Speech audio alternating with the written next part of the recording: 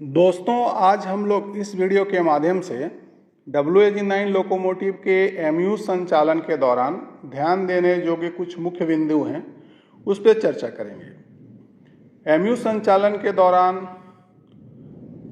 Loco pilot और ALP को cab display को केवल नोड इन्फॉर्मेशन मोड में ही रखना चाहिए। नोड इन्फॉर्मेशन मोड में दोनों लोको के FLG या ICP या MCC की स्थिति देखी जा सकती है। यदि कैब डिस्प्ले में कोई फॉल्ट मैसेज पॉपअप होता है तो लोको पायलट या ALP को उस फॉल्ट मैसेज को लोको नंबर सहित नोट करना चाहिए। फिर BPFA दबाकर फॉल्ट को एक्नॉलेज करना चाहिए और दोनों लोको के नोड की जांच कर उचित कार्रवाई करनी चाहिए। यदि फॉल्ट मास्टर लोको में है तो नोड की जांच कर TSD के अनुसार ट्रबल शूट करें। यदि फॉल्ट स्लैब लोको में है तो स्लैब लोको के नोड की जांच कर TSD के अनुसार ट्रबल शूट करें। MU लोको ऑपरेशन में दोनों लोको का फॉल्ट मैसेज मास्टर लोको के डिस्प्ले यूनिट पर दिखाई देता है।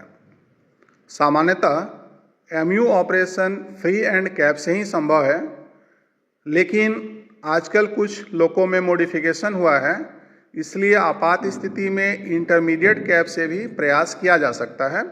यदि इंटरमीडिएट कैब से ऑपरेशन संभव नहीं हो तो फ्री एंड कैब से कंट्रोल इलेक्ट्रॉनिक्स को ऑफ और ऑन कर फिर से प्रयास कर सकते हैं। यदि एंगल ट्रांसमीटर फेल हो जाए तो केवल मास्टर लोको में 152 स्विच की स्थिति बदलें। ट्रेलिंग लोको के 152 स्विच को ऑपरेट करने की आवश्यकता नहीं है। लीडिंग लोको में LSFI का जलना यह संकेत देता है कि किसी भी लोको में एक या अधिक सब सिस्टम आइसोलेट हैं। इसलिए व्हीकल डायग्नोसिस लोको स्टेटस या DDU पर दिख रहे सब सिस्टम के रंगों के माध्यम से यह पता लगाएं कि दोनों लोको में कितने सब सिस्टम आइसोलेट हैं। यदि लोकोमोटिव में हार्मोनिक फिल्टर उपलब्ध है और वह मास्टर या स्लैब यूनिट में फेल हो जाता है तो संबंधित लोकोमोटिव में ट्रैक्शन या ब्रेकिंग एफर्ट 40 kmph से अधिक गति पर निष्क्रिय हो जाता है।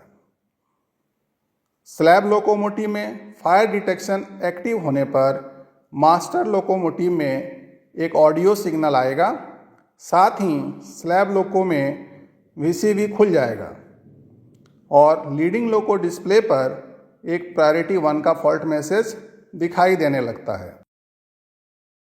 15 किलोमीटर प्रति घंटे की गति से शंटिंग करने के लिए केवल मास्टर लोको के 160 स्विच की स्थिति को ही बदलने की आवश्यकता है। पीछे लोको में 160 स्विच अपने नॉर्मल पोजीशन पर ही रहेगा। यदि मल्टी यूनिट में एक से अधिक कैब सक्रिय हैं तो दोनों लोको बंद हो जाएंगे और दोनों लोकोमोटिव के डिस्प्ले पर एक संबंधित संदेश दिखाई देगा। यदि लीडिंग लोको में LSDJ की बत्ती जले बिना प्रायोरिटी 1 का फॉल्ट मैसेज दिखाई देता है तो इसका अर्थ होता है कि यह खराबी ट्रेलिंग लोको से संबंधित है। यदि स्लैब लोको में VCV ओपन होता है तो मास्टर लोको में LSDJ की बत्ती नहीं जलती है। स्लैब लोको को अलग से डी एनर्जाइज नहीं किया जा सकता है। यदि डी एनर्जाइज करना आवश्यक हो तो ट्रेन रोक दें, DJ को ट्रिप करें, मास्टर लोको का पेंटोग्राफ डाउन करें, उसके बाद स्लैब लोको में जाकर उसे ट्रेल डेड या टाउ डेड करें। स्लैब लोको को स्वतंत्र रूप से ट्रेलिंग मोड ऑपरेशन के माध्यम से इनर्जाइज और संचालित किया जा सकता है और स्लैब लोको को मास्टर लोको से ही ट्रेलिंग मोड ऑपरेशन के द्वारा नियंत्रित भी किया जा सकता है। मल्टी यूनिट काम करते समय यदि स्लैब लोको फेल हो जाता है तो क्या कार्रवाई करनी है, इस पे चलिए चर्चा करते हैं। यदि DDS पर कोई फॉल्ट मैसेज दिखाई देता है तो सबसे पहले लोको नंबर की जांच करें कि यह लीडिंग लोको का है या ट्रेलिंग लोको का फॉल्ट है, फिर उसे नोट करें।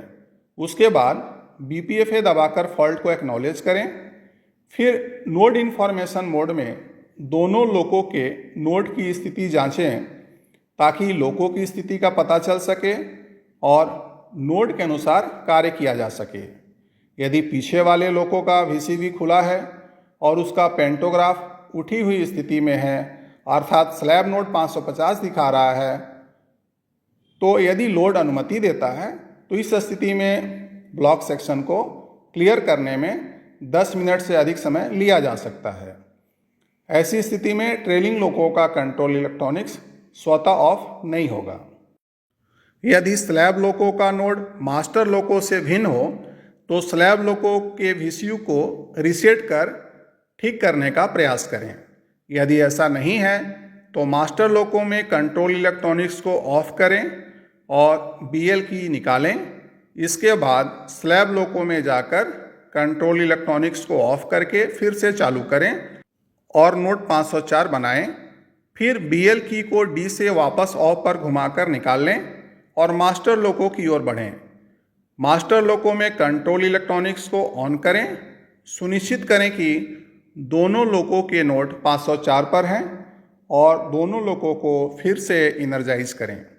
यदि स्लैब लोको में नोड 504 ना आए तो स्लैब लोको को ट्रेल गेट बनाकर कार्य करें।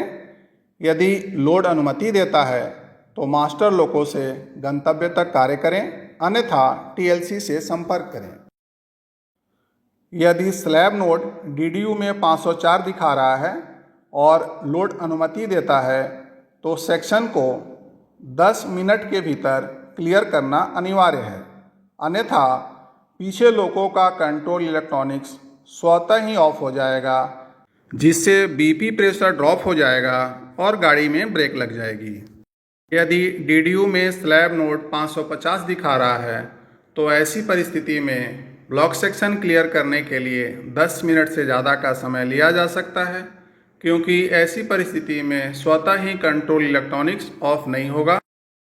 यदि स्लैब नोड DDU में 0 दिखाता है और ट्रैक्शन अवेलेबल है, उस परिस्थिति में यदि लोड अनुमति देता है तो सेक्शन को 10 मिनट के भीतर क्लियर करना आवश्यक है, अन्यथा कंट्रोल इलेक्ट्रॉनिक्स पीछे लोको का स्वतः ही स्विच ऑफ हो जाएगा, जिससे BP प्रेशर ड्रॉप हो जाएगा और ट्रेन ब्रेक लग जाएंगे। तो दोस्तों, मल्टी यूनिट संचालन के दौरान इन बातों का आप अवश्य ध्यान रखिएगा ताकि फेल्योर से बचा जा सके। धन्यवाद।